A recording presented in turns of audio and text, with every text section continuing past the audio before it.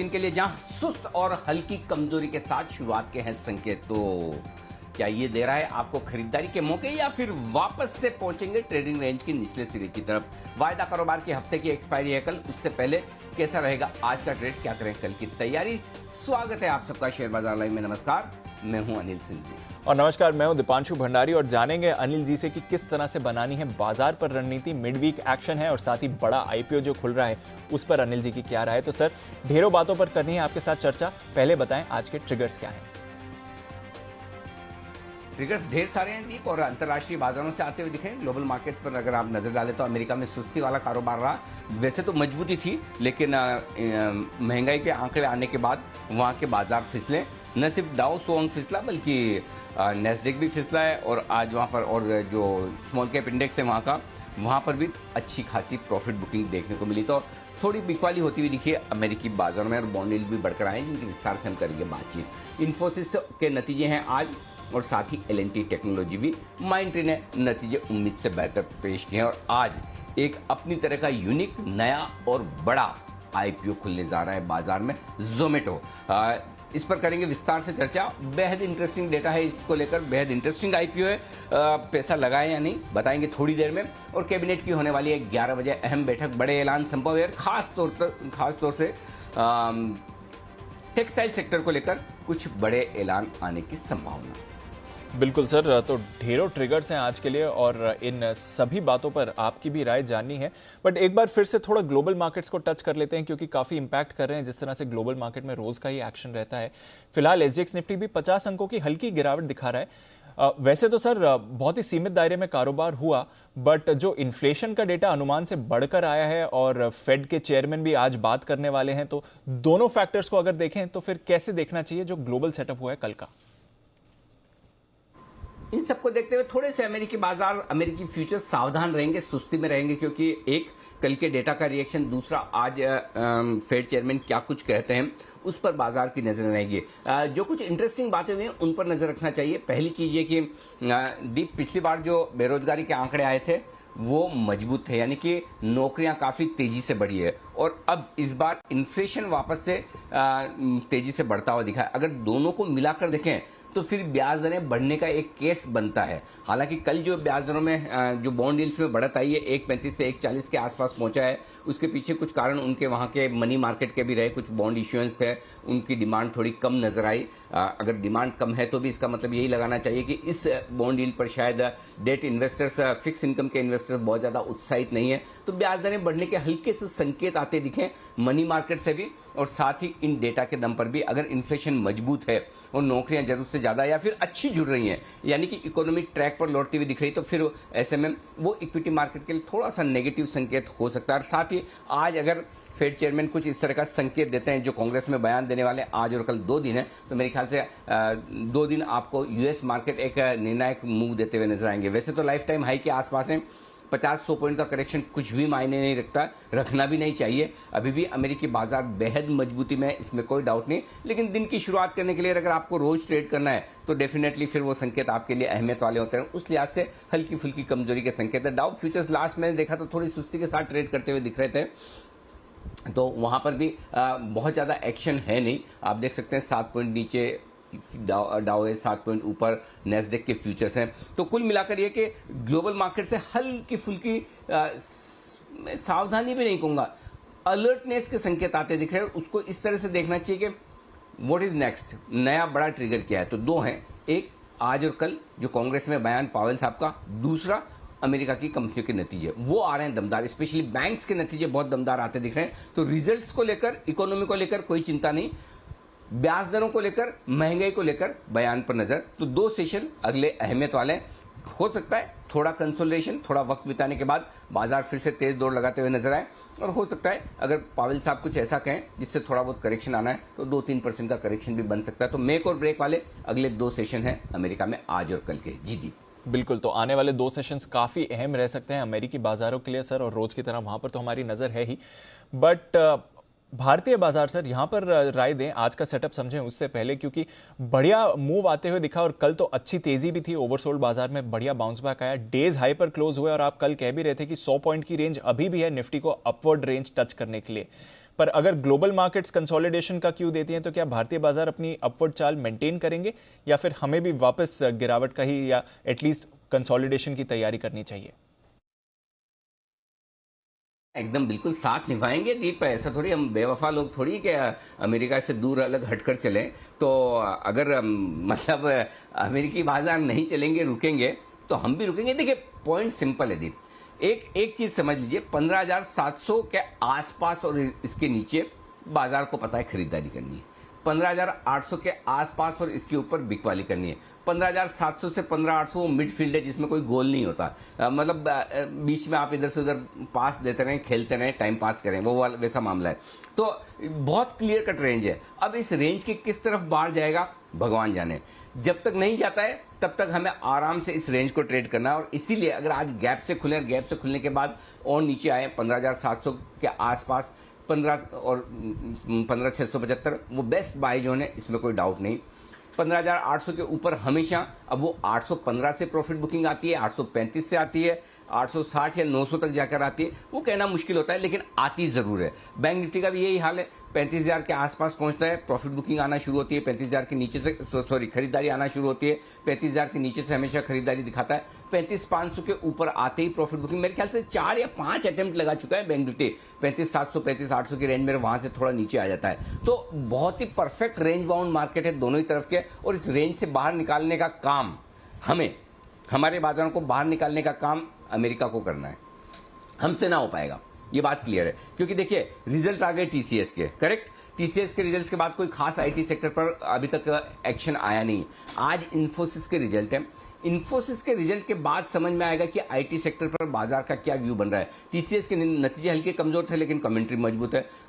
और बाकी mid cap IT कंपनियों को आप पूछिए, अरे फुर्सत ही नहीं है, इतना बिजनेस है। मैस्टेक से हमने बात की थी, कल हमने इन्फोबिन टेक्नोलॉजी से बात की, जबरदस्त हायरिंग चल रही है। तो अंडर करंट तो स्ट्रांग है। ये क्वार्टर हो सकता ठंडा रहे, लेकिन अगले क्वार्टर के लिए, इस पूरे साल के लिए आईटी कंपनियों से बड़ा तगड़ा गाइडेंस आता हुआ दिख रहा है। इसलिए मुझे लगता है आईटी सेक्टर बाजार को कितना सपोर्ट दे सकता है, ये आज इन्फोसिस के नतीजों के बाद और उनकी कमेंट्री के बाद, मैनेजमेंट की कमेंट्री के बाद समझ में आएगा। तो मेरा ये समझना है कि लोकल ट्रिगर्स हमारे पास हैं, लेकिन उतने दमदार नहीं कि हम रेंज के पार किसी एक तरफ निकल पाए, न तो ऊपर की तरफ न नीचे की तरफ। तो हमें ग्लोबल संकेतों का ही इंतजार करना है। इस बीच में जो रेंज बाउंड मार्केट है उसको आप आराम से एंजॉय करें, ट्रेड करें, और वो समझ में ना आए कि भाई ये तो 100-200 पॉइंट में निफ्टी में मजा नहीं आ रहा, 300-400 पॉइंट 500 पॉइंट में बैंक निफ्टी में मजा नहीं आ रहा। नहीं मजा आ रहा है तो छोड़ दीजिए, कैश मार्केट के स्टॉक्स में मजे करिए, एंजॉय करिए। वहां पर अब भी सेलेक्टिवली भरपूर तेजी है, चाहे सेक्टर्स हो चाहे स्टॉक्स हो। आपने देखा कि सर से कभी ऑटो एंसिलरी सेक्टर, कभी पेपर, कभी टेक्सटाइल, हाँ टेक्सटाइल देखिए क्या भागा है कल, और मिड कैप सीमेंट, मतलब शुगर, जो आपको समझ में आता है, जहां समझ में आता है वहां बढ़िया मौके हैं। तो ये आपकी स्ट्रेटेजी होनी चाहिए आज और अगले 1-2 दिनों के लिए। जी दीप। बिल्कुल सर, तो ब्रॉडर मार्केट के एक्शन पर तो ज़रूर नज़र बनी हुई है और हम भी लगातार बढ़िया मैनेजमेंट से भी बात कर रहे हैं। आज पडम जी पेपर के मैनेजमेंट से भी बात करेंगे। टेक्सटाइल्स पर हमने कल एक्सक्लूसिव खबर दी थी आपको, आज देखते हैं वहाँ पर भी किस तरह का एक्शन रहेगा।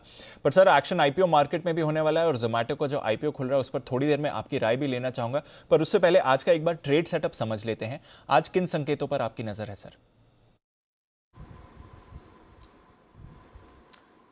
देखिए ट्रेड सेटअप के लिए आज से दीप नजर आज के लिए जो है वो है ग्लोबल संकेत पॉजिटिव साइड पर, न्यूट्रल साइड पर रखें, पॉजिटिव नहीं माफ कीजिएगा, न्यूट्रल रखें। और न्यूट्रल मैंने आपको विस्तार से बता भी दिया कि क्यों न्यूट्रल रखें। तो ग्लोबल संकेत आपके लिए न्यूट्रल है। एफआईज के संकेत बेहद पॉजिटिव है, इनफैक्ट स्ट्रांग, मजबूत, बहुत ही शानदार एफआईज के डेटा है।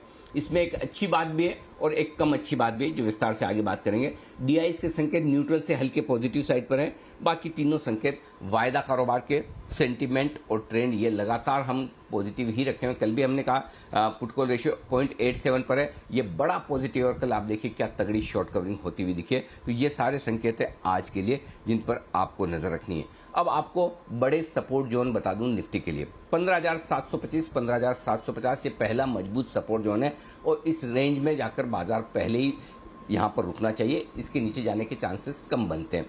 लेकिन अगर डाउ आपका कमजोर हो जाए फ्यूचर्स पर 100-150 पॉइंट समझो नीचे आ जाए, तो फिर ऐसे में अगला सपोर्ट जोन जो निकल कर आता है निफ्टी के लिए वो 15,625 15,675 का है।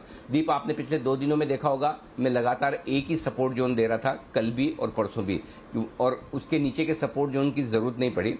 आज मैंने 2 सपोर्ट जोन दिए, पहला 725 750 का, वैसे जरूरत ना पड़ेगी दूसरे की भी, लेकिन चूंकि गैप से खुल रहे हैं तो एक और सपोर्ट जोन नीचे आपके लिए। और एक और चीज जो कहना चाहता हूँ है कि जितना ज्यादा गैप से नीचे खुले उतना बेहतर है, उतना जल्दी और उतना ज्यादा खरीदारी के मौके होंगे।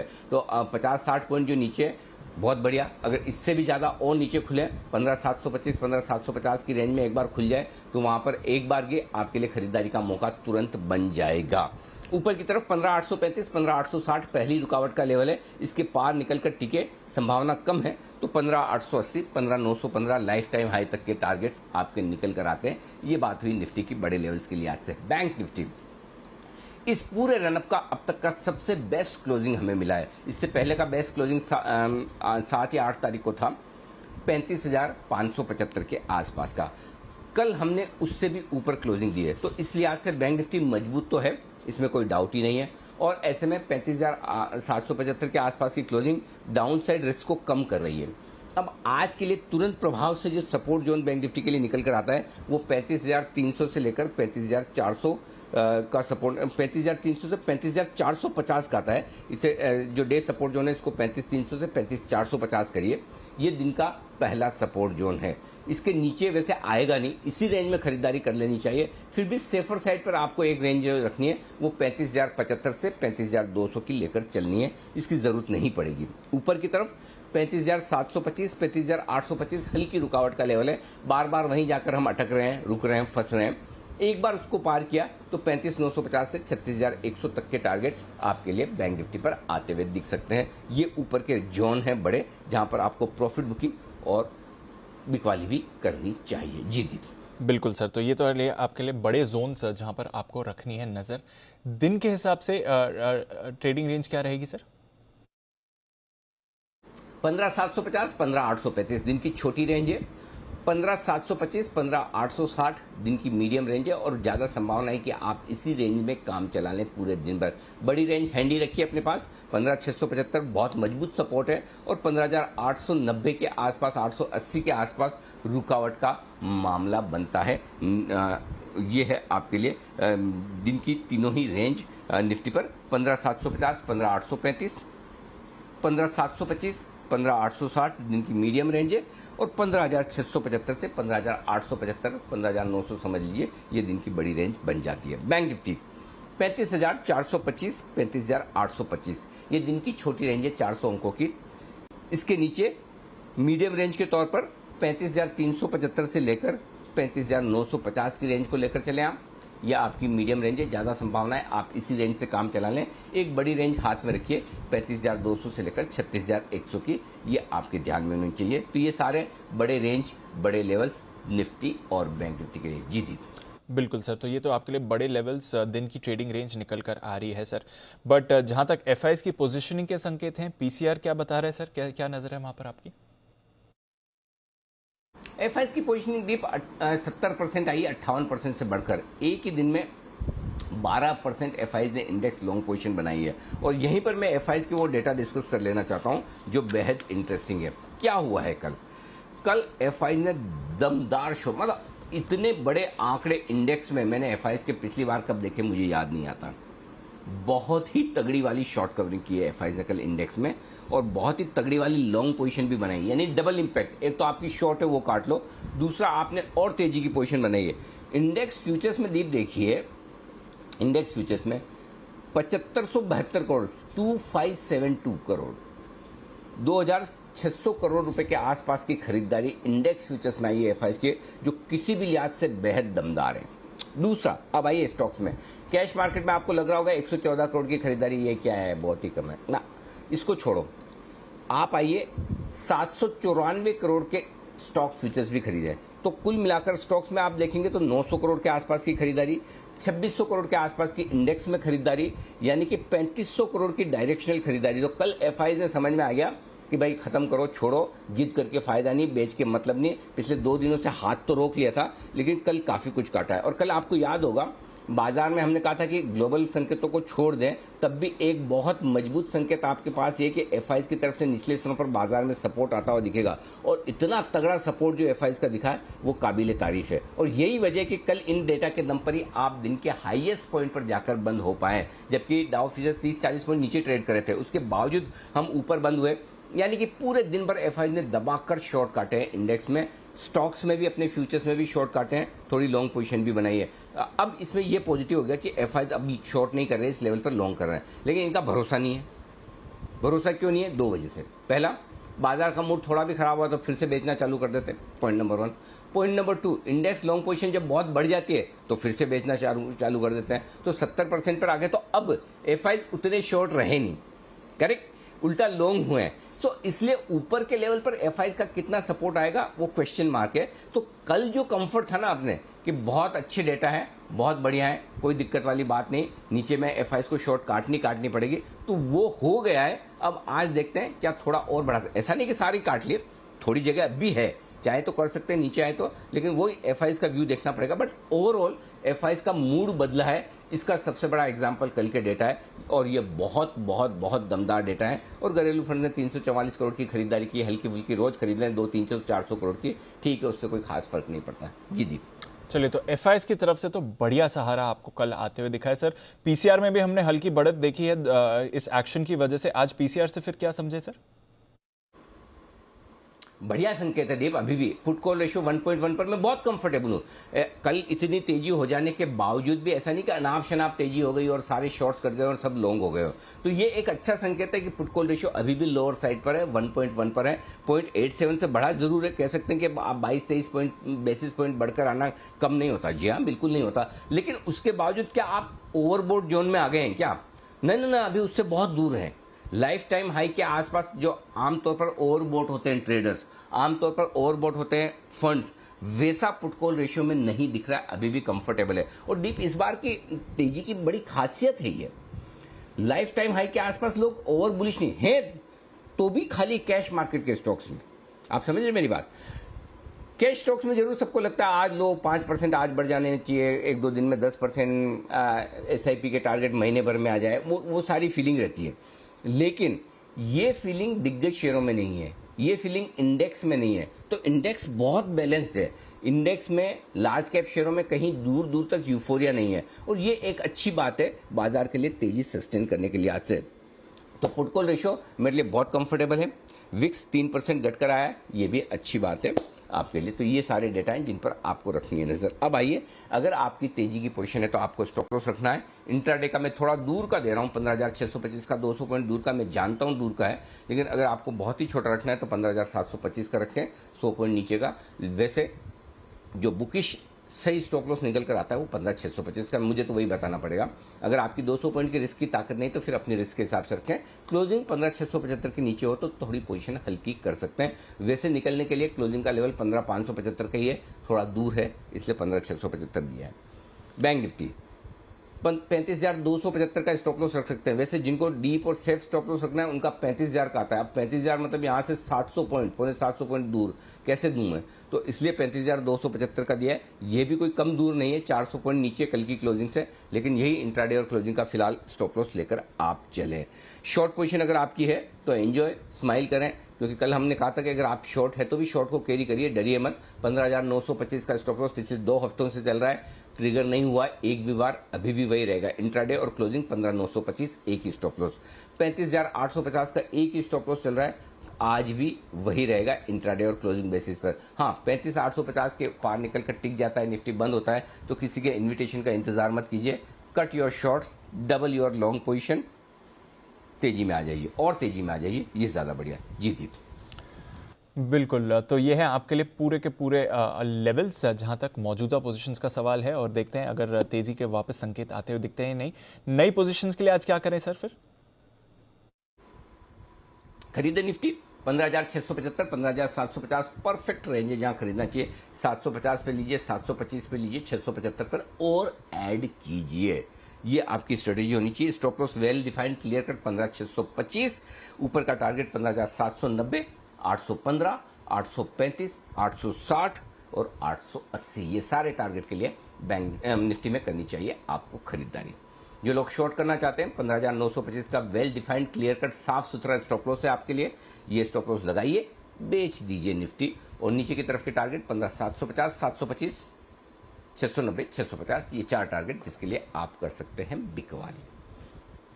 अब आइए बैंक निफ्टी, खरीदिए 35,300, 35,450 की रेंज में खरीदना चाहिए। अब आएगा कि नहीं ये कहना मुश्किल है, आए तो वहां पर खरीदिए जरूर, क्योंकि सबसे पहले तो 35,500, 575 ही अपने आप में एक मजबूत सपोर्ट के तौर पर आ रहा है बैंक निफ्टी पे, तो वो टूटेगा कि नहीं। लेकिन फर्ज करें जो डेटा है उसके हिसाब से अगर आप 35,300, 35,450 की रेंज में आ जाए तो खरीदिए।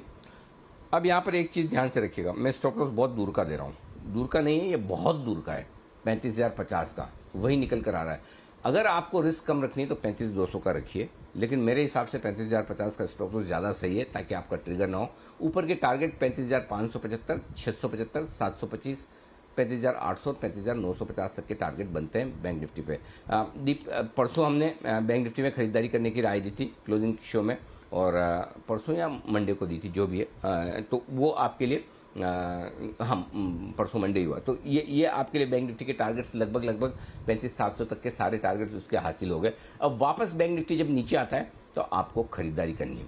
जो लोग एग्रेसिव ट्रेडर्स हैं, शॉर्ट करना चाहते हैं, उनके लिए स्टिक स्टॉप लॉस 35,850 का है, बेचिए इस स्टॉप लॉस के साथ। इसके ऊपर जाए शॉर्ट भी काट लीजिए, लॉन्ग भी कर लीजिए, और टारगेट रखिए नीचे की तरफ 35,575 का, 450, 375, 300 और 35,225, ये सारे टारगेट हैं जिनके लिए आप बैंक निफ्टी में एक मौका देख सकते हैं बिकवाली का। तो दोनों तरफ के ट्रेड हैं, आपको जिस तरह से पसंद आए जी दी। बिल्कुल, तो चलिए दोनों तरफ के मौके हैं, रेंज को बाजार ने रिस्पेक्ट किया है, बट बढ़िया माहौल है। कल डेज हाई पर क्लोज हुए थे, फिलहाल एसजीएक्स निफ्टी भी हल्की रिकवरी के संकेत दे रहा है, 15,800 के करीब आने की कोशिश जरूर कर रहा है, पर देखते हैं। यह है आपके लिए जहां तक पोजीशंस का सवाल है। सर, बैन लिस्ट में एक बदलाव हुआ है, फ्रेश एंट्री हो गई सन टीवी की। इंडिया बुल्स हाउसिंग बैन से बाहर चला गया है, जैसे कल हम चर्चा भी कर रहे थे बैन से बेनिफिट में।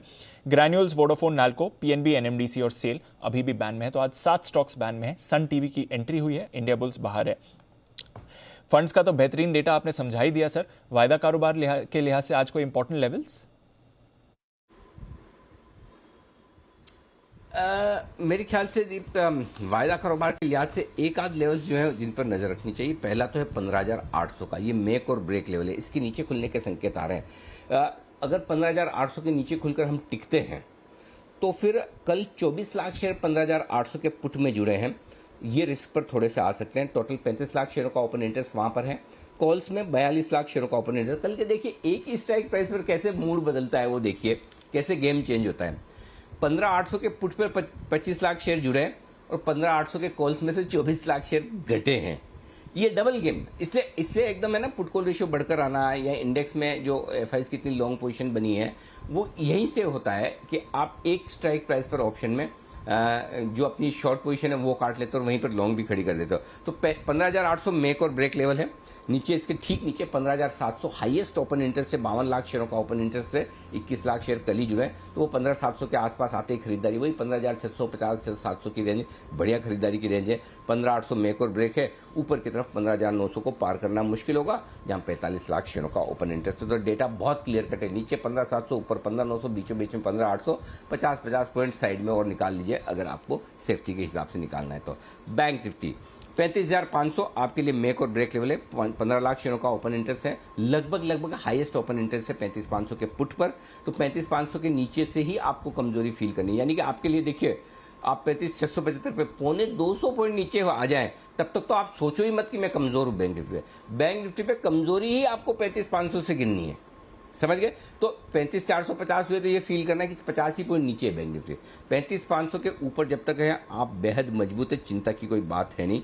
ऊपरी स्तरों पर 36,000 के आसपास हल्की फुल्की रुकावट का लेवल है, जहां 17 लाख शेयर है। तो ब्रॉडली वैसे रेंज 35,500 36,000 की दिखती है बैंक निफ्टी में। अगर 35,500 के नीचे गए भी तो 35,200 300 की रेंज में बहुत स्ट्रॉन्ग सपोर्ट है। 35,000 से 35,300 में जितना चाहिए उतना सपोर्ट बैंक निफ्टी में है, तो चिंता की कोई खास बात नहीं है। तो आज एक सिंपल स्ट्रेटेजी रखनी है, जितना ज़्यादा गैप से खुले उतना ही ज़्यादा और उतना ही बड़ा क्वांटिटी में आपको तुरंत खरीदारी करनी है। एक उछाल मिलेगा, उसमें प्रॉफिट बुक करें, वापस एंट्री करने के लिए नीचे। तो दोनों तरफ के ट्रेड आपको लेते देते रहना है, वो वाला काम करिए। और अगर फ्लैट खुले तो फिर एक बार सेटल होने दें। पहले ऊपर जाता है तो प्रॉफिट बुक करें, फ्लैट खुलने के बाद पहले नीचे आता है तो खरीदारी करें, तब कॉन्ट्रा ट्रेड करना है।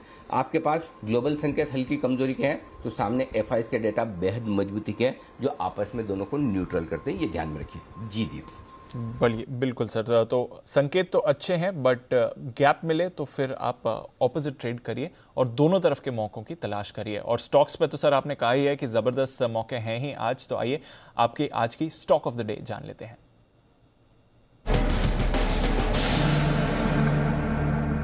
बताएं सर। खरीदारी करने की राय है टेक्सटाइल सेक्टर पर हम लगातार बुलिश हैं। और दीप, आपको याद होगा एसआईपी में भी हमने कई सारे स्टॉक्स टेक्सटाइल सेक्टर में इंक्लूड किए हैं। लगातार यही कहा कि ये वो स्टॉक हैं जो डबल होंगे, आपको जो पसंद आए वो लीजिए।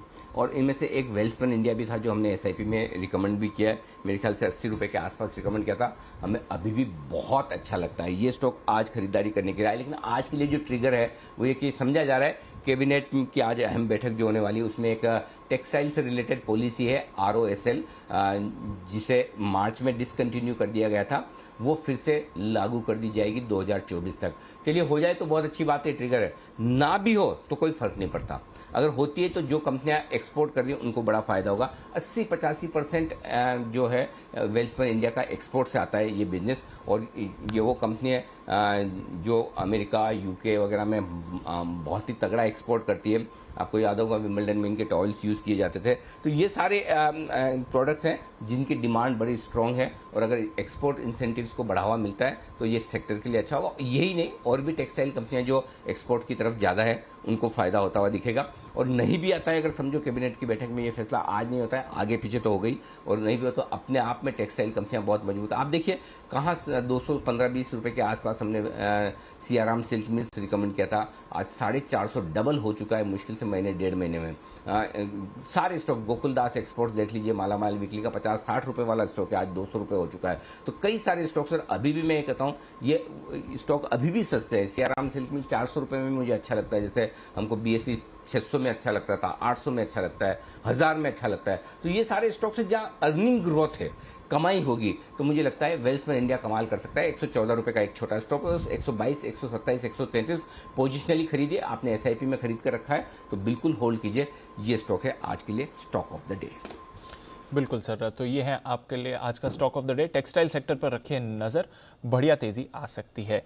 चलिए सर, ये तो रही एग्जिस्टिंग मार्केट पार्टिसिपेंट्स की बात, पर जो नए मार्केट पार्टिसिपेंट्स आ रहे हैं उस पर अब आपकी राय जानना चाहेंगे। जोमैटो का IPO आज खुल रहा है, सबकी नज़र है इस पर।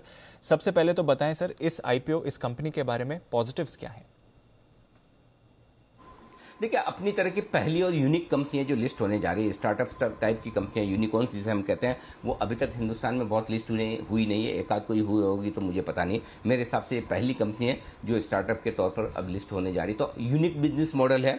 आप सब जानते ही हैं कि किस तरह से आप फ़ोन करके जोमेटो के ज़रिए किसी भी रेस्टोरेंट से खाना मंगवा सकते हैं और अपनी टेबल बुक कर सकते हैं, पेमेंट कर सकते हैं, ये सारी चीज़ें हैं। तो अपनी तरह का यूनिक बिजनेस मॉडल है। एसेट्स इनके पास कुछ भी नहीं है। एक बिजनेस करने के लिए प्लेटफॉर्म है जहाँ कस्टमर्स और रेस्टोरेंट ओनर्स साथ में आते हैं, क्लाउड किचन वाले साथ में आते हैं और एक दूसरे के साथ बिजनेस करते हैं और उसका फ़ायदा कंपनी को मिलता है। तो यूनिक बिजनेस मॉडल बाजार को हमेशा से पसंद आए हैं। देखिए, ये बहुत मैं बड़ी और काम की बात कर रहा हूँ। यूनिक बिजनेस मॉडल बाजार को हमेशा से पसंद आते हैं और उसकी एक प्रीमियम बाजार हमेशा देता है, जैसा कि जुबिलेंट फूड के वक्त आपने देखा या इन्फो एज के वक्त देखा। अपनी तरह के जो बिजनेसेस हैं जो ज़्यादा नहीं है वो पसंद आते हैं। पहली चीज़ ये अच्छी है। दूसरा, ग्रोथ पोटेंशियल ज़बरदस्त है इस कंपनी में। देखिए दीप, जो लोग इंटरनेट यूज़ करते हैं दुनिया में, चाइना में देखिए 38%, चाइना में करीबन 53% लोग ऐसे हैं इंटरनेट यूज़ करने वाले जो खाने पीने का ऑर्डर ऑनलाइन करते हैं। अमेरिका में 38% करते हैं। हमारे यहाँ मुश्किल से 7-8% है। यानी कि धीमे धीमे हमारी भी आदतें उस तरफ जा रही कि जहाँ बजाय होटल में जाके खाएं, एक फ़ोन पर ऑर्डर किया, जोमेटो स्विगी वाले लेकर आ गए, आराम से एंजॉय कर रहे हैं। तो ये ग्रोथ पोटेंशियल ज़बरदस्त है इस कंपनी में। एक और बात जो इंटरेस्टिंग है वो ये है कि कैश रिच कंपनी है ऑलरेडी कंपनी के पास लगभग 3031 करोड़ का कैश और लिक्विड इन्वेस्टमेंट्स हैं। इसके अलावा 9000 करोड़ रुपए और आईपीओ से आएंगे, यानी कि टोटल 12000 करोड़ का कैश कंपनी के पास हो जाएगा।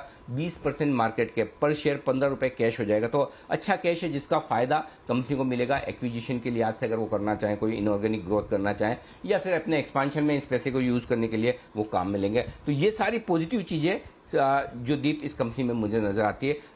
और एक ब्रांड है, नाम है जोमेटो का, वो तो आप और हम सब जानते ही हैं। बिल्कुल सर, तो ब्रांड है, इजीली आइडेंटिफाइबल है और पहली ऐसी कंपनी है जो लिस्ट होने जा रही है। तो ये तो रहे पॉजिटिव्स, बट कुछ नेगेटिव्स भी हैं सर इसके बारे में जो सामने आते हैं? कुछ नहीं, बहुत सारे हैं दी। जितने पॉजिटिव हैं उनका मुकाबला करने के लिए नेगेटिव भी बराबर उतने ही है। सबसे ज्यादा तो कंपटीशन वाली बात है। कंपटीशन बड़ा जबरदस्त है। अभी तक लोगों को लगता है स्विगी से ही कंपटीशन है, लेकिन असली कंपटीशन जो आ रहा है वो अमेजोन से आ रहा है। और दीप देखिए, अमेजोन जिस फील्ड में उतरता है वहां हिला देता है एकदम। तो आप देखिए, अभी उन्होंने बेंगलोर से शुरुआत की है। बेंगलुरु में उनकी शुरुआत जो है करीबन 62 पिन कोड्स ऐसे हैं जहां पर वो फूड डिलीवरी शुरू कर चुके हैं। अच्छा, ऑनलाइन ग्रोसरी में तो जोमेटो के साथ साथ अमेजोन भी ऑलरेडी आ ही चुका है, वहां तो कंपटीशन है ही। अभी ऑलरेडी बेंगलोर में इन्होंने जस्ट शुरू किया है ट्रायल बेसिस पे। 2500 से ज्यादा रेस्टोरेंट, क्लाउड किचन वगैरह अमेजोन के पास आ चुकी है। अच्छा, स्विगी से तो है ही है। तो कंपटीशन में 3 बड़े प्लेयर हो जाएंगे, 2 तो ही हैं, स्विगी और जोमेटो, और अमेजोन आ गया तो अमेजोन भारी भरकम है, हाथी है। तो उससे लड़ना आसान काम नहीं। मैं ये नहीं कह रहा कि नहीं लड़ पाएंगे, लड़ेंगे। इनकी भी अपनी स्ट्रेटेजी है, पुराना मॉडल है तो उसका फायदा मिलेगा, लेकिन कंपटीशन बड़ा तगड़ा मिलने वाला है। दूसरा ये कि जो कंपनी की लॉसेस कम हुए हैं इस बार, पहली चीज तो ये, हाँ, एक और बड़ा नेगेटिव है कि अभी तक कंपनी मुनाफे में आई नहीं है, वो मैं विस्तार से आगे बात करूंगा। लेकिन जो लॉस कम हुए वो सिर्फ एक वजह से कम हुए कि इन्होंने एड एक्सपेंसेस अपने वो बहुत घटाए। पिछले साल 1338 करोड़ खर्च किए थे ये विज्ञापनों पे, इस साल खाली 527 करोड़ खर्च किए, तो वहीं से पैसा बचा है। लेकिन वही बात है कि इस कंपटीशन वाले जमाने में आप कब तक एड एक्सपेंसेस नीचे रखेंगे। रख पाए तो अच्छी बात है, ये मैनेजमेंट बताएगा तो समझ में आएगा। तीसरी बात यह कि जो कंपटीशन है वो तो जबरदस्त है ही, लेकिन इसके अलावा 3 से 4 साल लग सकते हैं इसको पूरी तरह से प्रॉफिटेबल होने में, जो हमारी कैलकुलेशन है। हो सकता है हमारी कैलकुलेशन थोड़ी कंजर्वेटिव, हमने तो एग्रेसिव लेकर ही लिया, ये तो मैनेजमेंट ही समझा पाएगा अगर बात करेगा तो, कि क्या वाकई में हमारे हिसाब से वित्त वर्ष 2025-26 के आसपास जाकर कंपनी मुनाफा करेगी। तो यानी कि अगले 3 साल कंपनी मुनाफा कर पाए, इसकी संभावनाएं कम है। नहीं है ऐसा नहीं बोल रहा हूं, संभावनाएं कम है, और कर ले तो बहुत अच्छी बात है। तो मुनाफा बनने में वक्त लगेगा। तो एक चीज आपको यह समझनी है कि आपको एक लॉस मेकिंग कंपनी में पैसा लगाना है, ये ध्यान में रखना जरूरी है। उस हिसाब से आपको दिमाग में बिठा लेना है। तो स्टार्टअप्स में ये आएगा ही। सिर्फ अगर प्रॉफिट कर रही है तो आप अंदाजा लगाएं कि किस तरह का वैल्यूएशन हो सकता है, कितने पी मल्टीपल्स हो सकते हैं। लेकिन लॉस मेकिंग कंपनी है और हमें लगता है जोमेटो को प्रॉफिट में आने में 3-1 साल लग सकते हैं। 2 साल तो कहीं नहीं गए, मिनिमम 2 साल तो लगने ही। 3 से 4 साल में भी अगर कंपनी प्रॉफिटेबल हो जाती है तो ये कंपनी के लिए अचीवमेंट होगा। जी दी।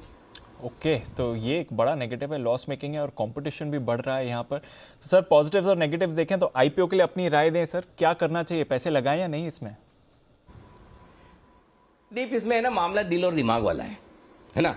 अगर आप दिल की सुनेंगे तो लगेगा अरे जोमेटो बड़ा नाम है, इंटरेस्टिंग है, बढ़िया बिजनेस मॉडल है, अपनी तरह का यूनिक है, इस तरह के स्टॉक्स हमेशा बाजार को पसंद आए, लगाना चाहिए पैसा। और दिमाग कहेगा भाई बैलेंस शीट तो देख, कब प्रॉफिट करेगी पता नहीं। ये जो सारे बड़े बड़े इन्वेस्टर तुम्हें विदेशी दिख रहे हैं जिन्होंने पैसा लगाया, इनके पास तो ढेर सारा पैसा है, अनाप शनाप पैसा है, इनका थोड़ी इन्वेस्टर्स का है। एंकर बुक में भी आप देखिए ढेर सारे इन्वेस्टर्स आए, तो उनके अच्छा प्लस उनके पोर्टफोलियो का छोटा हिस्सा होता है, तो उन्हें फर्क नहीं पड़ता। एक आध कंपनी में पैसा नहीं भी बना बहुत ज्यादा तो भी चलता है, और बन गया तो लॉटरी लग जाएगी। तो वो दिमाग से आप जाएंगे ना कि 3 साल बाद प्रॉफिटेबल होगी तो क्या लगाना चाहिए, 2 साल बाद प्रॉफिटेबल होगी तो लगाना चाहिए, तो दिमाग का इस्तेमाल करेंगे तो लगा नहीं पाएंगे। तो इस दिल और दिमाग की कश्मकश में मेरी राय यह है दीप कि जो इन्वेस्टर्स रिस्क लेने की ताकत रखते हैं, लॉन्ग टर्म का विजन रखते हैं, वो छोटा एक इन्वेस्टमेंट कर सकते हैं। अपनी तरह का यूनिक इन्वेस्टमेंट है, करने में हर्ज नहीं है। लेकिन आप अनाप शनाप रिटर्न की उम्मीद कर रहे हैं, देखिए वैल्यूएशन सस्टेन नहीं है इस तरह के आईपीओ के। जो मैंने, चूंकि प्रॉफिट तो है नहीं, आपको बाकी पैरामीटर पर इसको कैलकुलेट करना है। जो भी नए ज़माने के अलग तरह के इंटरनेट बेस्ड बिजनेस है या ई कॉमर्स बिजनेस है, उसके मुकाबले में देखेंगे तो सस्ता नहीं है। पहला, इंटरनेशनली भी हमने जो प्लेयर्स हैं जहां पर ऑनलाइन फूड डिलीवरी होती है, उनको हमने कंपेयर करके देखा है, उसके मुकाबले में भी जोमेटो सस्ता नहीं है। तो ऐसे में अगर आप ये सोचते हैं कि जोमेटो का जितना बड़ा नाम है उतने ही बड़े लिस्टिंग गेन मिल जाएंगे, तो आपको मायूसी होगी। बड़ा लिस्टिंग गेन नहीं मिल सकता, कोई ज़रूरी नहीं कि आईपीओ लिस्टिंग के बाद नीचे खुले, लिस्टिंग के आसपास खुल सकता है, हल्का फुल्का 5-10% का गेन बन जाए तो बन भी जाए, लेकिन मेरे लिए आईपीओ में कम से कम 20% 25% के लिस्टिंग गेन की विजिबिलिटी क्लियर कट होनी चाहिए, तो आईपीओ में लगाने का मजा है। तो इस आईपीओ को आप प्योरली लॉन्ग टर्म के लिहाज से देखिए। लिस्टिंग में बन गया 5-10% 15% तो आपका नसीब, नहीं तो आप लॉन्ग टर्म के लिहाज से थोड़ा सा एक लोट का एप्लीकेशन कर दीजिए रिटेल कैटेगरी में, और ठीक है, इसको रखिए एक एक्सपीरियंस के तौर पर। कोई खास 15,000 रुपये में फर्क नहीं पड़ता, और रिस्क लेने की ताकत, या फिर आप लिस्टिंग के बाद भी ले सकते हैं। तो लॉन्ग टर्म इन्वेस्टर्स के लिए अच्छा है। सिर्फ शॉर्ट टर्म लिस्टिंग गेन कमाने के लिए आज से आप देख रहे हैं तो वो मत देखिए, लगाइए लॉन्ग टर्म के हिसाब से। बन जाए लिस्टिंग पे तो अच्छा है, नहीं तो फिर लॉन्ग टर्म के लिए इसे रख सकते हैं, थोड़ा सा पैसा डाल सकते हैं। थोड़ा आईपीओ को अट्रैक्टिव वैल्यूएशन करना चाहिए, सस्ता देना चाहिए था, ऐसा करते तो ज़्यादा बेहतर होता। सस्ता दिया नहीं है। बिल्कुल सर, सस्ता दिया नहीं है, महंगा आईपीओ है और थोड़े रिस्क टेकिंग इन्वेस्टर्स ही हैं। अगर आप चाहें लिस्टिंग गेन के लिए अगर ढूंढ रहे हैं, वैसे लॉन्ग टर्म के लिए अच्छा निवेश का मौका है, एक लॉट के लिए तो जरूर अप्लाई करें। तो जोमेटो का आईपीओ, इस पर नजर है बाजार की, और ढेरों और फैक्टर्स हैं जहां पर हमारी नजर बनी है। आइए बता देते हैं आपको आज के कुछ अहम खबरों वाले स्टॉक्स और साथ ही ब्रोकरेज एक्शन भी। कुशल, देवांशी, मानसी और आशीष तैयार हैं। कुशल, गुड मॉर्निंग, बताएं आज के ट्रिगर्स और खबरें। Good morning Deepanshu. सबसे पहले निफ्टी में इन्फोसिस के पोस्ट मार्केट नंबर्स आएंगे, साथ ही एफएनओ स्पेस से एलटीटीएस के नंबर्स भी आते हुए दिखेंगे। कैश स्पेस से craftsman automation, tinplate, Dodla dairy के चौथी तिमाही के नंबर्स, हैट्सन एग्रो, इन सब स्टॉक्स पर आपको नजर रखनी है। हैट्सन एग्रो के नतीजों के साथ साथ क्यूआईपी पर भी बोर्ड बैठक होने वाली है, तो वहां से क्या फैसला, क्या प्राइसिंग निकल कर आता है, ये देखना इंटरेस्टिंग होगा। बीएससी पर लिस्टेड कंपनी जो है एसवीपी ग्लोबल, उसकी भी एनएससी पर आज लिस्टिंग होती हुई दिखेगी। एक्स डिविडेंड यूपीएल ट्रेड करेगा 10 रुपये प्रति शेयर का, इन्होंने भी ऐलान किया था। माइंड ट्री, इनके नंबर्स जो हैं बेहतर साइड पर आते हुए दिखे हैं। डॉलर आय जो है करीब 7.7% बढ़ी है, और साथ ही कंपनी की मार्जिन्स, हमारा अनुमान 17.5% का था, उसके मुकाबले 17.7% की मार्जिन्स कंपनी दर्ज की, और कंपनी का मुनाफा जो है 8.2% बढ़कर 343 करोड़ पर आता हुआ नजर आया है। मोस्ट इंपॉर्टेंटली कंपनी ने इस तिमाही में हाईएस्ट एवर टीसीवी, जो टोटल कॉन्ट्रैक्ट वैल्यू है 50.4 करोड़ डॉलर्स पर, वो दर्ज करते हुए नजर आए हैं। कैश पे से टाटा मेटालिक्स के भी नंबर्स आए हैं, नंबर्स मजबूत दिख रहे हैं। इनफैक्ट कंपनी की जो सेल्स है सालाना आधार पर 210 करोड़ से बढ़कर 603 करोड़ रही है। साथ ही कंपनी की मार्जिन भी 5% से बढ़कर 25%, और कंपनी का मुनाफा जो है अब 95 करोड़ पर पहुंचा है। पिछले साल 12 करोड़ का घाटा था। तिमाही आधार पर भी नंबर्स जो हैं वो बेहतर साइड पर ही हमें टाटा मेटालिक्स के देखने को मिले हैं। ओके, तो ये है आपके लिए दो नतीजे जहां पर बाजार का रिएक्शन आते हुए दिखेगा, और साथ ही कुछ अहम ट्रिगर्स भी। देवांशी, गुड मॉर्निंग, बताएं आपके पास कौन सी खबरें हैं आज। Good morning Deepanshu. आज सबसे पहले आपको बैंक ऑफ महाराष्ट्र पर नजर रखनी होगी। कल शाम को कंपनी का क्यूआईपी खुलता हुआ दिखा था, और अब देखिए 2000 करोड़ रुपए जुटाने की योजना है। 24.89 प्रति शेयर पर यह फ्लो प्राइस तय किया गया है, जो कि कल के क्लोजिंग भाव से 2.5% के प्रीमियम पर है। तो आज ये स्टॉक पॉजिटिवली रिएक्ट करता हुआ दिख सकता है, लेकिन फ्लो प्राइस पर 5% का अतिरिक्त डिस्काउंट भी संभव है, इस पर आपको नजर रखनी है। हिंदुस्तान जिंक, वेदांता दोनों के जो प्रोडक्शन के आंकड़े हैं वो रिलीज कर दिए हैं कंपनी ने। जो हिंदुस्तान जिंक है उनमें आप देखिए टोटल जो माइंड मेटल प्रोडक्शन है उसमें 9% तक की बढ़त होती हुई दिखी है। सालाना आधार पर इंटीग्रेटेड मेटल प्रोडक्शन 17% तक बढ़ता हुआ दिखा है। जिंक का उत्पादन 20% बढ़ा है, और लेड का प्रोडक्शन भी 9% तक इस बार बढ़ता हुआ दिखा है। चांदी का जो प्रोडक्शन है वो 37% बढ़ता हुआ दिखा है। पिछली बार तिमाही में भी हमने देखा था कि ओवरऑल जो चांदी का प्रोडक्शन है, सेल्स है, वहाँ से कंपनी को काफ़ी सहारा मिलता हुआ दिखा था। सिमिलरली वेदांता, इसके भी प्रोडक्शन के जो नंबर्स हैं वो अच्छे आते हुए दिखे हैं। जिंक इंटरनेशनल का उत्पादन 62% बढ़ता हुआ दिखा है। Q1 में एल्यूमिनियम प्रोडक्शन में 17% तक की बढ़त आती हुई दिखी है, और साथ ही आप देखिए गोवा माइनिंग के ऑपरेशंस बंद होने की वजह से आयरन ओर के उत्पादन होते हुए नहीं दिखे हैं, इस पर आप नजर रखें। साथ ही MGL पर आज फोकस होगा, क्योंकि मुंबई में CNG और PNG के जो प्राइजेस हैं वो बढ़ चुके हैं। CNG के दाम 2.6 रुपीज़ प्रति किलो की बढ़ोतरी हुई है, जो नए प्राइजेस हैं 51 रुपीज़ 98 पैसे प्रति किलो पर तय किए गए हैं, और PNG के दाम में भी बढ़ोतरी होती हुई दिखी है। ये इस साल की दूसरी बढ़ोतरी है, तो इस पर आप नज़र रखें। और साथ ही ऑटो कंपनीज, कल भी हमने देखा था जो महाराष्ट्र की EV पॉलिसी जारी होने वाली थी, इसके चलते जितने भी EV और ऑटो एंसिलरी कंपनीज थी इस पर लगातार तेज़ी होती हुई दिख रही थी, और आज भी ये सारी कंपनीज आपको फोकस में रखनी चाहिए, क्योंकि महाराष्ट्र सरकार ने ड्राफ्ट ई पॉलिसी जारी कर दी है। 1 लाख E2 व्हीलर्स पर 10,000 तक के इंसेंटिव प्लान्स हैं। 3 व्हीलर्स, साथ ही जो पैसेंजर कार्स हैं वहाँ पे भी आपको इंसेंटिव्स मिलते हुए दिखेंगे। तो ये सारे स्टॉक्स हैं जो आज फोकस में रहेंगे। और इसके साथ ही आज आखिर में आप नज़र रखें NBCC पर, मंथली अपडेट्स आते हुए दिखे हैं। जून में कंपनी को करीब 206 करोड़ के टोटल ऑर्डर्स मिलते हुए दिखे हैं। ये सिर्फ जून महीने का अपडेट कंपनी ने दिया है। ओके, तो ये है आपके लिए कुछ और खबरों वाले शेयर्स, नजर रखनी पड़ेगी इन काउंटर्स पर। आइए मानसी से भी जानते हैं आज की कुछ और खबरें। गुड मॉर्निंग मानसी, बताइए। Good morning Deepanshu. Vodafone idea company ने एक क्लैरिफिकेशन जारी किया है। दरअसल अपोलो ग्लोबल से $3 बिलियन जुटाने की खबर पर कंपनी की सफाई आती दिखी है। कंपनी का कहना है कि 4 सितंबर 2020 को ही कंपनी के बोर्ड ने 25,000 करोड़ जुटाने को मंजूरी दे दी थी और कंपनी इसी मंजूरी के तहत पूंजी जुटाने के मौके तलाशती रहती है, जिसके चलते वोडाफोन आइडिया पर एक बार फोकस रखना चाहिए। साउथ इंडियन बैंक 22 जुलाई को नतीजों के साथ इक्विटी और QIP के जरिए पूंजी जुटाने को लेकर फैसला होने वाला है। इसके अलावा जस्ट डायल 16 जुलाई को पूंजी जुटाने को लेकर कंपनी एक बोर्ड बैठक करने जा रही है। शक्ति पंप्स पर फोकस रखिए। 21 जुलाई को नतीजों के साथ कंपनी 1000 करोड़ जुटाने पर फैसला ले सकती है। NTPC company run of Gujarat में 4.75 गीगावाट का देश का सबसे बड़ा सोलर पार्क बनाने जा रही है। इसी पार्क से हाइड्रोजन भी जनरेट होता हुआ दिखेगा। न्यूरेका और पॉली मेडिक्योर पर फोकस रखिएगा। 5 मेडिकल डिवाइसेस की कीमतों पर ट्रेड मार्जिन जो तय हुए, इसके चलते ये फोकस में रहेंगे। सरकार ने कीमतों पर ट्रेड मार्जिन तय किया है। MRP में 70% से अधिक ट्रेड मार्जिन नहीं लिया जा सकता।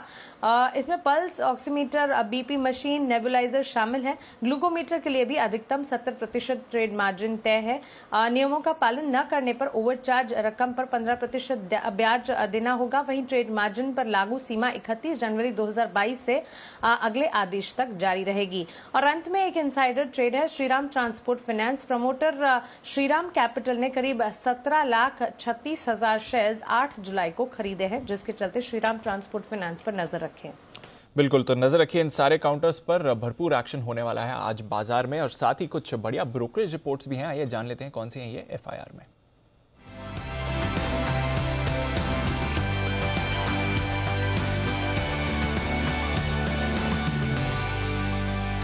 मॉर्निंग आशीष, बताएं आज की रिपोर्ट्स क्या कहती हैं। Good morning Deepanshu. सबसे पहले देखिए नतीजों के बाद माइंट्री पर अच्छी रिपोर्ट्स आते हुए दिखे हैं, जिनकी जो ऑर्डर बुक है $50 करोड़ के आसपास की, इसको लेकर ब्रोकरेज हाउस जो है सभी के सभी जो है पॉजिटिव नजर आ रहे हैं। गोल्डमैन सैक्स खरीदारी की राय दे रहे हैं। उन्होंने जो लक्ष्य है, हालांकि 2,913 से लक्ष्य को हटाकर 2,863 रुपये कर दिया है। 2,495 के आसपास की कल की क्लोजिंग है। मॉर्गन स्टैनली ने ओवरवेट की रेटिंग दी और लक्ष्य बढ़ाया, 2300 से बढ़ाकर 2800 रुपये का कर दिया है। लेकिन सिटी लंबे समय से स्टॉक पर बेरिश है, अभी भी बिकवाली किराए को बरकरार रखें 2,215 रुपये के लक्ष्य के लिए। कल NMDC की तरफ से जो खबर आती हुई दिखी थी कि बोर्ड ने जो है स्टील प्लांट के डीमर्जर को मंजूरी दे दी, उसके बाद ब्रोकरेज हाउस की रिपोर्ट्स आई हैं और मान रहे कि शेयरधारकों के लिए बेहतर वैल्यू अनलॉकिंग का मौका है। सिटी न्यूट्रल की राय दे रहे हैं 195 रुपये के लक्ष्य के लिए। JP मॉर्गन ने भी न्यूट्रल की राय को बरकरार रखा है 210 रुपये के लक्ष्य के लिए। हालांकि ब्रोकरेज हाउस की कमेंट्री अगर आप देखें तो पॉजिटिव है, 172 जो है कल की क्लोजिंग है। ऑरबिंदो फार्मा यहाँ पर भी नजर रहेगी। ब्रोकरेज हाउस क्रेडिट स्विस की तरफ से अच्छी रिपोर्ट आई है, आउट परफॉर्म की रेटिंग को बरकरार रखा है और लक्ष्य 1085 से बढ़ाकर 1230 रुपये कर दिया है। 956 के आसपास की कल की क्लोजिंग है। रिलायंस इंडस्ट्रीज पर लगातार रिपोर्ट्स आ रही हैं। आज देखिए मॉर्गन स्टैनली की रिपोर्ट आई है, ओवरवेट की रेटिंग को बरकरार रखा है 2,262 रुपये के लक्ष्य के लिए। 2100 की कल की क्लोजिंग है। JP मॉर्गन न्यूट्रल की राय दे रहे हैं 2250 रुपये के लक्ष्य के लिए। और अंत में हिंडाल्को यहाँ पर भी फोकस रखेगा। CLSA की तरफ से अच्छी रिपोर्ट आई है, खरीदारी की राय को बरकरार रखा है, 500 रुपये का लक्ष्य दिया, 392 कल की क्लोजिंग है। मान रहे कि जो सभी नेगेटिव खबरें हैं कहीं ना कहीं भाव में डिस्काउंटेड नजर आ रही है और आगे का आउटलुक काफी बड़ी है, इसके चलते इन्होंने खरीदारी की राय को बरकरार रखा है और ऊंचा लक्ष्य दिया 500 रुपये का। ओके, तो ये है वो तमाम रिपोर्ट्स जिन पर आज रहेगा आपके लिए भरपूर एक्शन। आइए एक्शन को बढ़ाते हैं आगे। हमारे सारे एक्सपर्ट्स हमारे साथ हैं तैयार। वक्त है पिक ऑफ द डे का।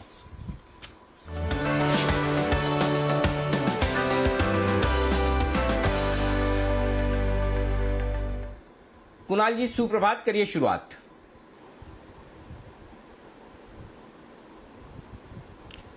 सुप्रभात अनिल जी, सुप्रभात दीपांशु। अनिल जी, खरीदारी की राय है एक ऐसे शेयर पर जिस पर पहले भी मैंने और राकेश जी ने खरीदारी की राय दी है और आपने भी खरीदारी की राय दी है। स्टॉक का नाम है IEX, यानी कि इंडियन एनर्जी एक्सचेंज। बहुत ही जबरदस्त चार्ट है और कल अनिल जी हम देख रहे थे जितने भी एक्सचेंजेस थे, चाहे MCX हो, BSE हो, जितने भी लिस्टेड एक्सचेंजेस और एक्सचेंज से जुड़ी कंपनियां हैं, सभी में तेजी बन रही थी। IEX में एक बड़ा हिस्टोरिक ब्रेकआउट कल के ट्रेड में आता हुआ दिख रहा है। 400 के ऊपर स्टॉक चल पड़ा है। इन स्तरों पर बाय करके चलें। 395 रुपए पर स्टॉप लॉस रखना है। 435 और 445 दो टारगेट है जिसके लिए IEX में खरीदारी है। और अनिल जी ये जो कॉल है इसको हमारी जॉइंट पिक, मेरी और राकेश जी की जॉइंट पिक माना जाए, मेरे पास उनकी पावर ऑफ अटॉर्नी। लेकिन फिर तो दो होनी चाहिए। देखिए आपका जो भी जॉइंट वेंचर और पार्टनरशिप है वो पिक ऑफ द डे में नहीं है, दिन भर के लिए। पिक ऑफ द डे तो हमेशा से अलग अलग देते हैं, आज एक क्यों मानी जाए?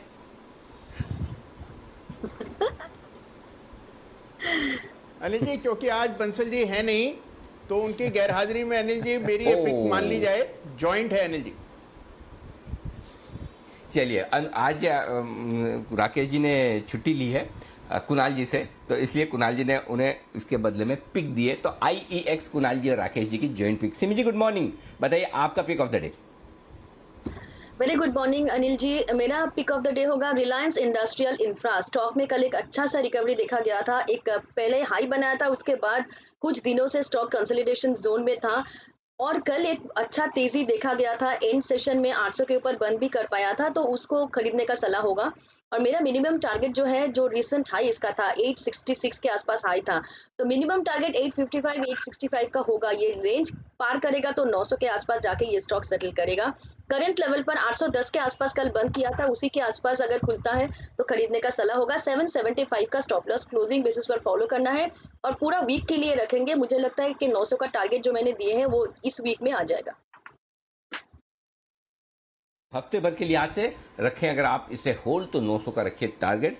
आइए अमृतसर से भी करते हैं बात। Sir good morning. मेरे ख्याल से IEX आपकी SPL मिड कैप स्टॉक्स में खरीदारी की राय भी रही है पहले, जहां तक मुझे याद आ रहा है। बताएं सर आज आपका पिक ऑफ द डे क्या है? पिक ऑफ द डे है टाटा पावर। ये है लार्जेस्ट इंटीग्रेटेड पावर कंपनी है जिसके पास जिसका पोर्टफोलियो करीब 12.7 गीगावाट्स का है और उसमें नियरली 30% है क्लीन और ग्रीन एनर्जी, जहाँ पे आजकल फोकस है इवन गवर्नमेंट का। ESG पर्सपेक्टिव से भी काफ़ी पॉजिटिव है क्योंकि इन्होंने डिसाइड किया है कि they will not put up any new coal based capacity और सोलर और हाइब्रिड कैपेसिटी इन लोग इंक्रीज कर रहे हैं from 4 gigawatts to 15 gigawatts by FY25 और बाय FY30 करीब 25 गीगावाट्स हो जाएगा। और they are also gearing up for the future. Solar solutions provide कर रहे हैं, EV चार्जिंग इंफ्रा इन लोग डालेंगे ऑल इंडिया बेसिस पे, विच इज़ क्लियरली फ्यूचरिस्टिक। और काफ़ी बड़ा कस्टमर बेस है ट्रांसमिशन एंड डिस्ट्रीब्यूशन में। नियरली 1.2 करोड़ कस्टमर्स है दिल्ली, मुंबई, अजमेर और उड़ीसा में।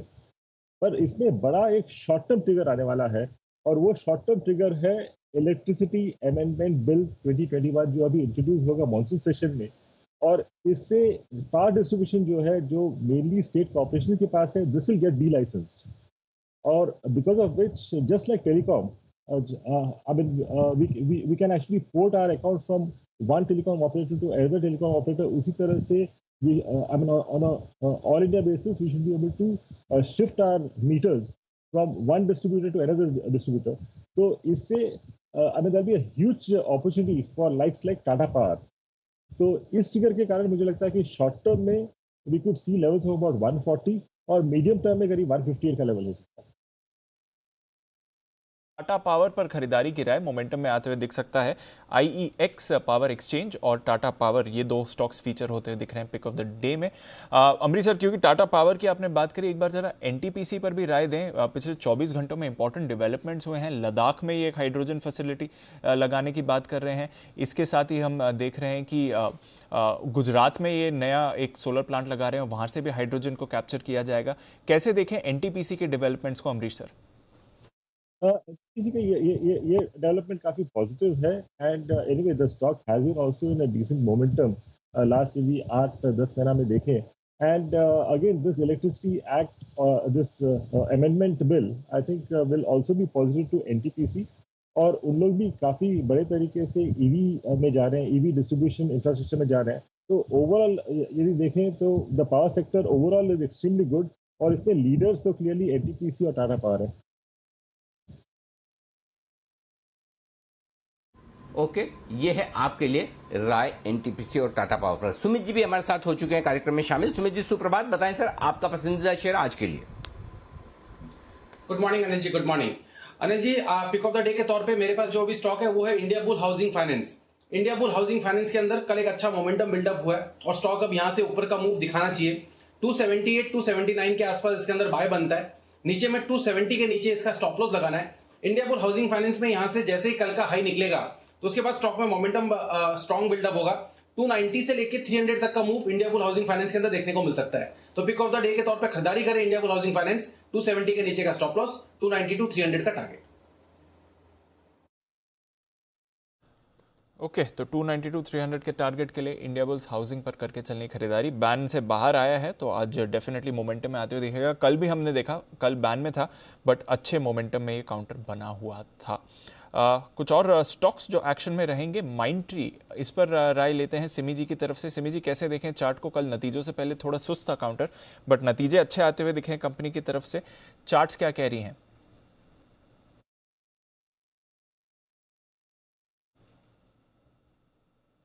सिमी जी, शायद आपका ऑडियो म्यूट हो गया मैम। जो भी कॉल मैं दूंगी यहाँ पे पोजिशनली होगा। माइंडट्री मुझे लगता है कि एक कंसोलिडेशन में था और कल का जो बार इसमें बना है डेली चार्ट में काफी प्रॉमिसिंग है। मुझे लगता है कि ये यहाँ पे मुझे खरीदारी करके आगे लेके जाने का ही सजेशन मैं दे रही हूँ। मिनिमम टारगेट दीपांशु मेरे पास 3000 का है, जो कि मुझे लगता है कि नेक्स्ट 6 महीने से 1 साल में आना चाहिए। करंट लेवल पर खरीदने का सलाह होगा। 2400 के नीचे स्टॉप लॉसेस मेंटेन करने का रहेगा। बहुत ही अच्छा चार्ट है और कल एक कंसोलिडेशन के बाद एक अच्छा फॉर्मेशन के साथ ही क्लोजिंग आया था। मुझे लगता है कि ये आज से ही चलना चालू करेगा। कोई भी डिप में या करंट लेवल पर खरीदारी करने का सलाह होगा। 2400 का स्टॉप लॉस और 3000 का टारगेट होगा 6 से 8 महीने में। ओके, तो नजर रखते हैं माइंट्री में पोजिशनली अच्छी मूव दिखा सकता है। आज नतीजों का भी रिएक्शन रहेगा तो ये स्टॉक रहेगा एक्शन में।